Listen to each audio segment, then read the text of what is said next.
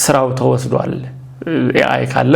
ከዚህ በኋላ ሰዎች በዚህ ፊልድ ላይ አያስፈልጉም የሚል ግንዛቤ አለ እሱን በደንብ አይ ቲንክ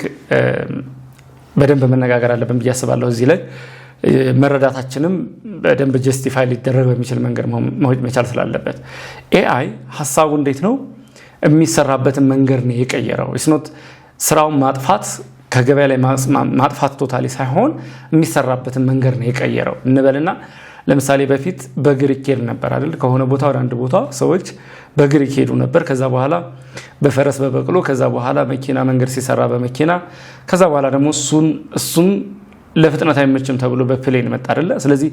ስቲል ትራንስፖርት አለ መንገዱ አለ ስለዚህ ያ ነገር ያ ሰርቪስ ስቲል አለ የተቀየረው ምንድነው የሚኬድበት መንገድ ነው በፊት በእግር ይኬድ የነበረው በበቅሎ በፈረስ ከዛ በኋላ በመኪና ወር በአውሮፕላን ስንል ደወይ የሚሰራበት መንገድ ነው የተቀየረው ስለዚህ ሶፍትዌር ዴቨሎፕመንትም የሚሰራበት መንገድ ተቀይሯል ወይም ደግሞ ሌላ ሙያ ላይ ያለ ወይም ደግሞ ሌላ ኢንዱስትሪ ላይ ያለ በተመሳሳይ ይሄኛ ሙያ ተወስዷል ብሎ የሚያስብ ሰው ሊረዳው የሚገባው በዚህ መንገድ ነው ሶ መፍትሄው የሚሆነው የኔ ሙያ አውትዴት አደረገ ወይም ከገበያ ወጣ ሳይሆን